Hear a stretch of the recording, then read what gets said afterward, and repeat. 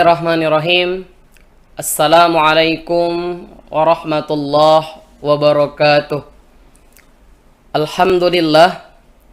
Alhamdulillahi rabbil alamin.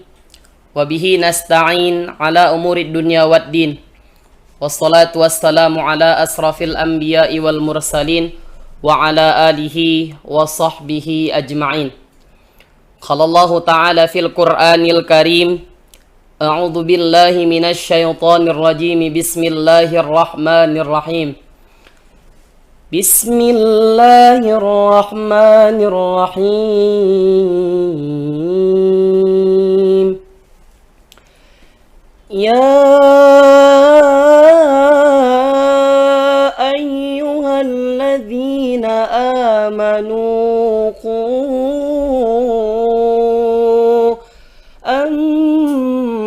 أنفسكم وأهليكم نارا وقودها الناس والحجارة عليها ملائكة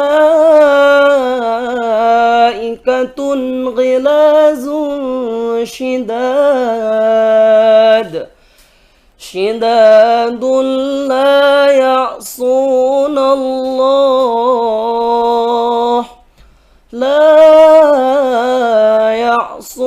الله ما أمرهم ويفعلون ما يؤمرون. وقال آية الأخرى يا أيها الذين آمنوا اتقوا الله ولتنظر نفس ما قدمت لغد.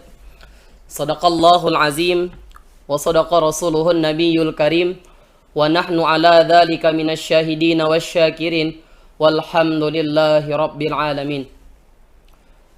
Puji dan syukur kehadirat Allah Subhanahu wa Ta'ala. Allah Subhanahu wa Ta'ala sampai dengan hari ini masih memberikan kesempatan kepada kita, di mana kesempatan itu tidak dimiliki oleh seluruh umat manusia. Di mana di dalam Al-Quran Allah menjelaskan qala rabbirji'un. Mayat itu hari ini sedang menjerit-jerit, meminta untuk dihidupkan kembali ke dunia. Dikarenakan mereka terlalu banyak berbuat maksiat dan terlalu banyak meninggalkan semua perintah Allah Subhanahu wa Ta'ala. Dan dalam ayat lain dinyatakan fa'asaddaqa minas salihin, bahwasanya mereka ingin dikembalikan hidup ke dunia hanya untuk beribadah, hanya untuk bersedekah dan melakukan amal soleh yang akan menolong mereka di alam kubur. Ketika mereka meminta kepada Allah Subhanahu wa Ta'ala untuk dikembalikan ke dunia, lantas tidak ada yang bisa mengembalikan mereka dikarenakan masa hidup mereka telah habis dan waktu dan janji yang telah Allah berikan kepada mereka telah selesai. Artinya ketika Allah memberikan kehidupan kepada mereka di dunia, mereka melalaikannya dan mereka tidak memanfaatkannya dengan sebaik mungkin, maka habislah jatah hidup mereka dan mereka mempertanggungjawabkan seluruh amal ibadah mereka di hadapan Allah Subhanahu wa Ta'ala. Kenapa mesti bersedekah yang disampaikan di dalam Al-Quran saat mereka sudah berada di alam kubur? Karena ternyata pahala sedekah itu amat sangat luar biasa yang dapat menerangi alam kubur dan dapat menolong mereka ketika mereka berada di tempat yang bernama 2x1, yaitu kuburan.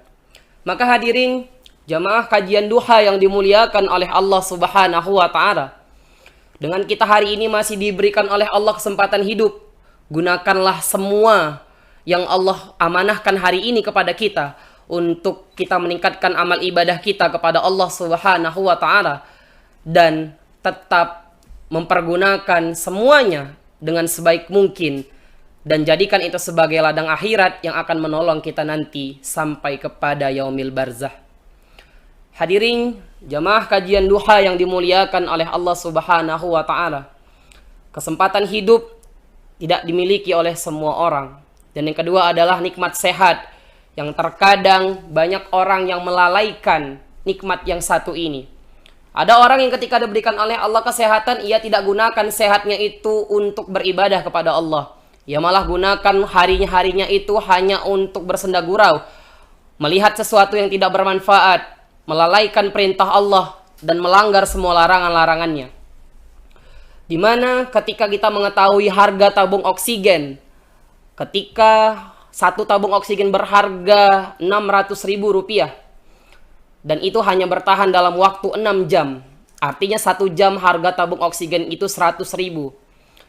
Jika 24 jam dikalikan dengan 600.000, maka totalnya yang harus kita bayarkan adalah 2.400.000 di setiap harinya. Jika semuanya kita bayarkan kepada Allah Subhanahu wa Ta'ala, tidak ada yang mampu untuk membayar semuanya, karena memang itu masih dari segi bernapas saja sudah sebegitu banyak nominal yang harus kita bayarkan. Jika ditotalkan dengan setiap hari, berapa puluh triliun yang harus kita bayarkan kepada Allah hanya untuk satu item saja, yaitu bernapas. Jika semua tubuh ini kita bayarkan kepada Allah Subhanahu wa Ta'ala, maka kita tak sanggup untuk membayarnya. Maka ketika ada orang yang mengatakan dirinya miskin, la in syakartum la azidannakum wa la in kafartum inna adzabi lasyadid. Barang siapa yang bersyukur atas nikmatku, maka akan aku tambah. Dan barang siapa yang tidak bersyukur atas nikmatku, maka tunggulah azabku sangatlah pedih. Maka ketika ada orang yang mengatakan dirinya miskin, sedangkan seluruh tubuhnya ini ketika dijual semuanya berharga. Bayangkan ketika Dahlan Iskan mendonorkan pembuluh darahnya. Satu pembuluh darah saja berharga 3 miliar. Dan sampai 60 pembuluh darah itu sampai triliunan harganya. Jika ditotalkan seluruh tubuh manusia ini bertotal triliunan, maka manusia manakah yang mengatakan dirinya miskin? Maka Allah menciptakan manusia itu sungguh amat sangat kaya. Maka bersyukur ketika Allah masih memberikan kita hidup, dan ketika Allah masih memberikan kita nikmat sehat. Lakukanlah itu, nikmatilah itu dengan senang hati, dan berikanlah pengabdianmu kepada Allah Subhanahu wa Ta'ala dengan sebenar-benar takwa. Hadirin jamaah kajian duha yang dimuliakan oleh Allah Subhanahu wa Ta'ala. Pada kajian di pagi hari ini, saya ingin menyampaikan tentang manusia yang hari ini tidak ada takutnya dengan dosa, tidak ada takutnya dengan neraka. Mereka mengatakan bahwa semuanya itu hanya sekedar dongeng, bahwa manusia itu dijadikan dengan sendirinya, bahwa dunia ini ada dengan sendirinya, bahwa alam kubur itu, siksa neraka itu hanya sebatas cerita saja. Maka tidak ada rasa takut mereka ketika mereka melakukan dosa kepada Allah Subhanahu wa Ta'ala. Tidak ada rasa bersalah, tidak ada rasa takut bahwa semua hal yang kita lakukan di muka bumi ini akan kita pertanggungjawabkan di hadapan Allah Subhanahu wa Ta'ala. Judul yang akan saya bahas pada kesempatan kajian duha pada hari ini adalah 2 hal yang membuat manusia hari ini tidak ada takutnya dengan neraka. Hadirin kajian karib yang dimuliakan oleh Allah Subhanahu wa Ta'ala. Dari Anas bin Malik bahwa ketika Allah Subhanahu wa Ta'ala menciptakan neraka, sampai dengan detik ini malaikat Mikail tidak pernah tersenyum walau hanya sekali. Apa sebab? Karena begitu takutnya dia ketika melihat neraka diciptakan. Ketika ia melihat neraka diciptakan, ia melihat sungguh sangat luar biasa manusia itu dijadikan bahan bakar api neraka. Bahan bakar api neraka itu adalah manusia dan batu. Dan itu tertera di dalam surat At-Tahrim ayat 6. Ya ayyuhalladzina amanu qu anfusakum wa ahlikum nara wa quduhan nas wal hijarah 'alaiha malaikatun ghilazun shidadun la ya'sunallaha ma amarahum wa yaf'aluna ma yu'marun. Jagalah dirimu dan keluargamu dari kerasnya siksa api neraka, yang bahan bakarnya adalah manusia dan batu, yang penjaganya adalah malaikat yang keras dan kasar, yang mereka tidak pernah mendurhakai Allah Subhanahu wa Ta'ala, dan mereka selalu melaksanakan apa yang Allah perintahkan kepada mereka. Hadirin kajian karib yang dimuliakan oleh Allah Subhanahu wa Ta'ala. Kajian duha hari ini membuat kita paham mengapa malaikat Mikail sangatlah takut. Alasannya rasional, karena matanya melihat secara langsung, karena matanya menyaksikan secara langsung, Sedangkan kita hanya membaca dari Al-Quran, kita hanya membaca dari hadis, kita hanya membaca dari apa yang disampaikan oleh para ulama, apa yang disampaikan oleh para ustadz, apa yang disampaikan oleh para da'i, apa yang disampaikan oleh para mubalik. Tentunya pengetahuan yang didapat dari mata dan yang didengar dari telinga itu sangat berbeda efeknya kepada diri seseorang. Sampai malaikat Mikail pun yang derajatnya sampai seorang malaikat pun takutnya bukan main sejak neraka diciptakan. Ada seorang laki-laki yang bernama Suhaib.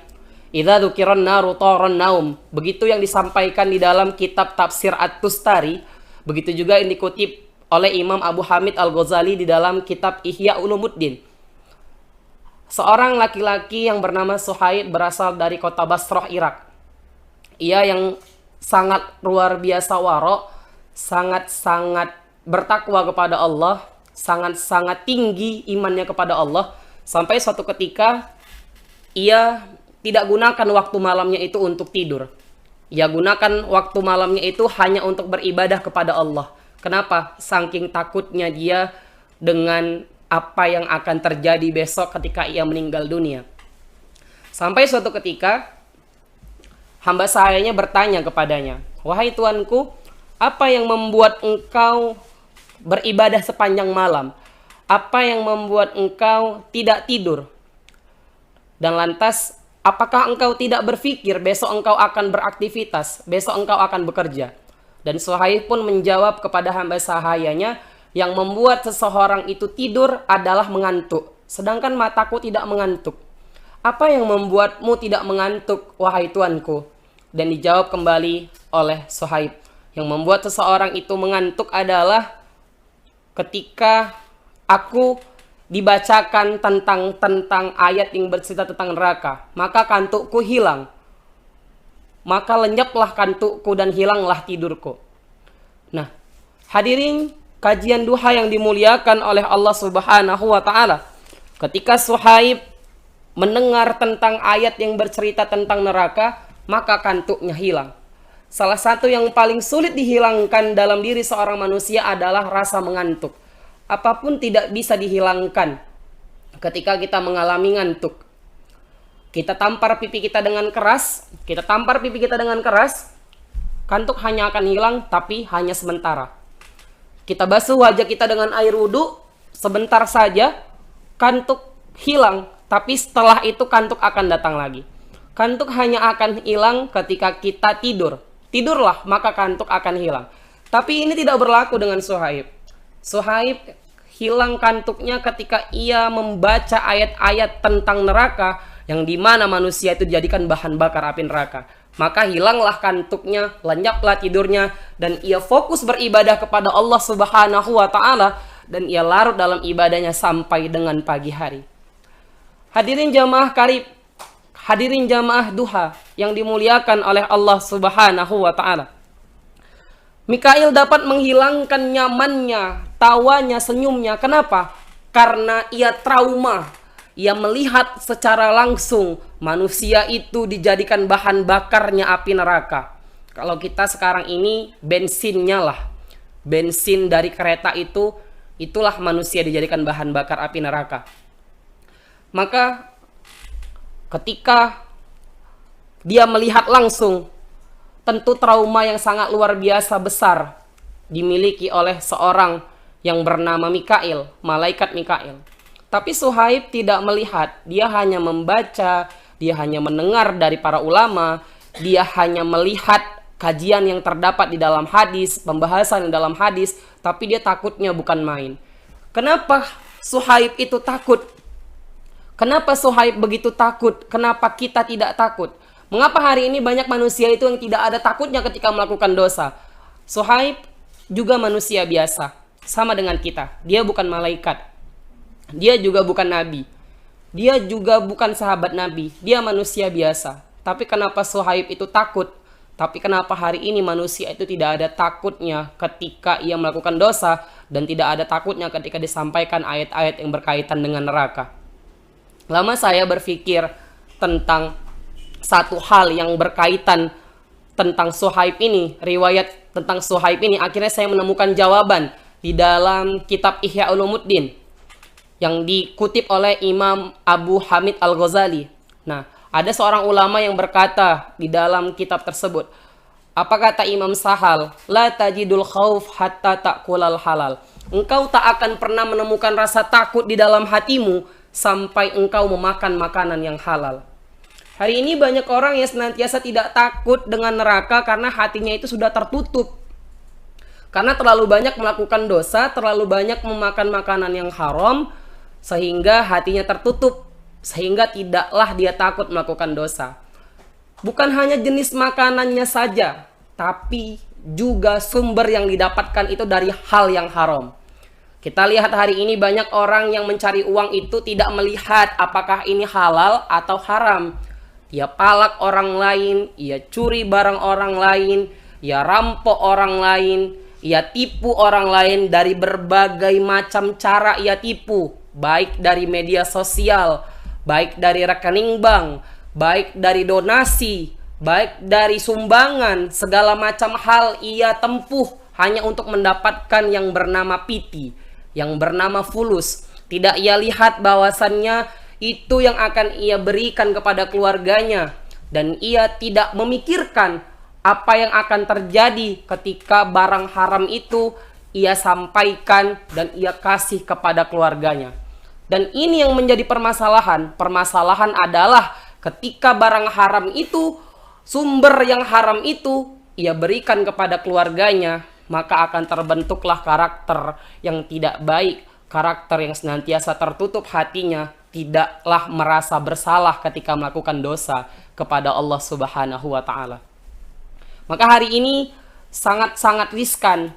Kenapa banyak hari ini orang yang senantiasa tidak takut melakukan dosa? Karena sudah terlalu banyak makan sumber yang haram. Bukan hanya haram, yang subhat pun juga. Apa itu subhat? Subhat adalah mencampurkan yang halal dengan yang haram. Ia dapat gaji, tapi dia dapat uang lagi dari orang lain, yang uang itu nggak jelas. Dapat bantuan. Ini sering terjadi oleh seorang pimpinan. Dapat ia uang, dapat ia bantuan, tapi nggak dibagikannya kepada anggotanya, malah ia ambil sendiri, malah ia kantongi sendiri, dan ia berikan itu kepada keluarganya, ia berikan makan untuk anaknya, sehingga maaf sungguh maaf. Banyak hari ini anak-anak yang terlalu gampang meninggalkan sholat, yang ia ngerasa ketika ia meninggalkan sholat biasa-biasa saja. Kenapa? Karena sudah tertanam dalam diri orang tuanya memberikan yang haram untuk anak-anaknya. Maka hadirin kajian duha yang dimuliakan oleh Allah Subhanahu wa Ta'ala, sungguh sangat riskan kalau kita mengetahui hal seperti ini. Kita sangat berhati-hati sumber yang kita berikan untuk keluarga kita, sumber yang kita berikan untuk anak kita, bahwa makanan yang haram itu bukan hanya berdasarkan jenisnya saja, bukan harus makanan itu A1, bukan harus makanan itu B2, tapi sumbernya itu berasal dari yang halal atau tidak juga membentuk karakter seorang anak. Dia akan menjadi anak yang soleh dan soleha, atau hanya akan membuat menjadi orang tuanya menyesal di dalam kehidupannya selama ini. Maka yang terakhir yang ingin saya sampaikan pada kajian duha pada hari ini, hadirin jamaah kajian duha yang dimuliakan oleh Allah Subhanahu wa Ta'ala, salah satu sebab lain mengapa rasa takut itu tidak datang, kata Nabi, la tubsirit tahiq fa inna kasiratat tahiq tumitul qulub. Jangan terlalu banyak tertawa, karena banyak tertawa itu dapat mematikan hati. Di mana rasa takut ini tentu datangnya dari hati. Dari hati memancar ke akal, dari akal memancar ke mata, dari mata memancar ke telinga, dan memancar ke seluruh anggota tubuh. Ketika hatinya aja sudah tidak takut kepada Allah Subhanahu wa Ta'ala, hatinya sudah tidak ada takut kepada Allah Subhanahu wa Ta'ala, tentu itu akan mengeksplor ke seluruh anggota tubuh. Tubuhnya juga akan mengintrospeksi, tubuhnya akan menginstruksikan. Ketika hatinya sudah tidak ada takutnya kepada Allah, tak anggap rasa berdosa ketika meninggalkan sholat, tak ada rasa berdosa ketika menceritakan aib orang lain, tak ada rasa berdosa ketika tidak puasa, tidak ada rasa berdosa ketika ia mengambil hak orang lain. itu dikarenakan karena hatinya sudah tidak ada lagi rasa takut kepada Allah Subhanahu wa taala. Nah, terlalu banyak tertawa itu juga salah satu hal yang membuat hati seseorang itu tertutup. Kita lihat banyaknya hari ini tayangan-tayangan yang tidak bermutu yang ditampilkan di media televisi. Stand up komedi yang senantiasa hanya melalaikan kita saja. Kita tertawa terbahak-bahak dengan kajian-kajian mereka yang tidak ada gunanya. Dengan mereka membahas sesuatu yang gak penting, yang tidak ada urusannya dengan akhirat, yang tidak ada kaitannya dengan azab kubur, yang tidak ada kaitannya dengan kehidupan kita, bagaimana kita meningkatkan amal ibadah kita kepada Allah Subhanahu wa taala. Tidak ada kaitannya dengan surga, tidak ada kaitannya dengan neraka. Dan itu dibahas dengan rasa tertawa-tertawa yang hanya melalaikan waktu kita. Dan itu senantiasa menutupkan hati kita. Bahwasannya yang tidak penting itu tidak harus kita lakukan. Yang tidak penting itu tidak harus kita ikuti. Banyak tertawa dapat mematikan hati. Maka kesimpulan yang bisa saya sampaikan pada kajian duha pada hari ini, hadirin yang dimuliakan oleh Allah Subhanahu wa taala, kalau sudah hendak hati tidak takut, jiwa pun seluruh anggota tubuh pun juga tidak akan takut kepada Allah Subhanahu wa taala. Maka kesimpulannya oleh sebab itu, kenapa zaman sekarang hari ini banyak manusia itu tidak ada rasa takutnya kepada Allah Subhanahu wa taala, itu dikarenakan dua hal. Yang pertama adalah terlalu banyak memakan dari sumber yang haram, dan yang kedua adalah terlalu banyak tertawa yang dapat mematikan hati.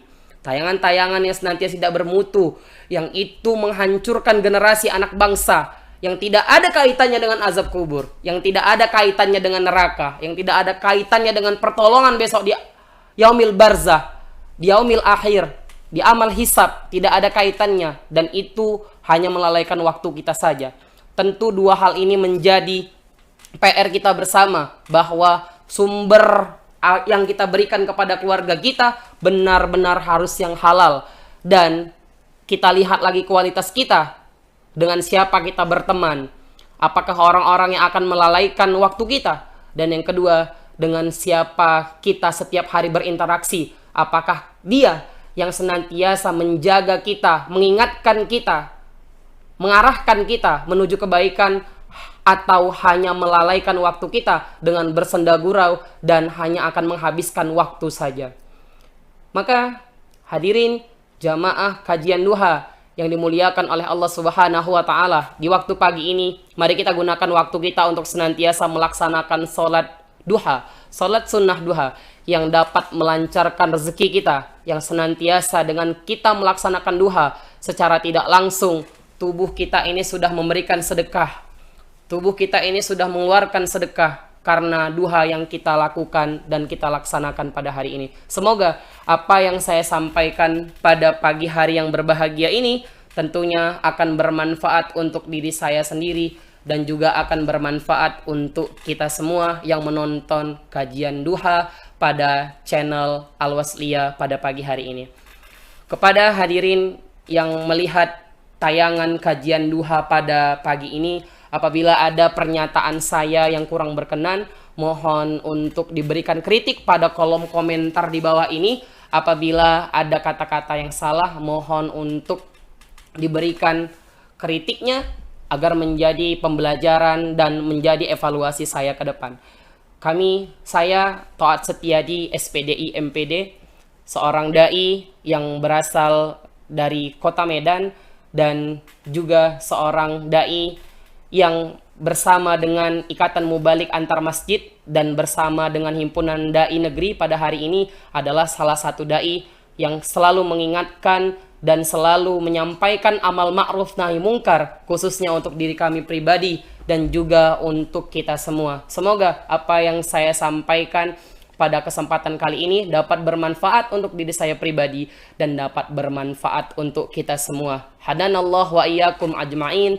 Ila liqa' ma salamah. Wassalamu alaikum warahmatullahi wabarakatuh.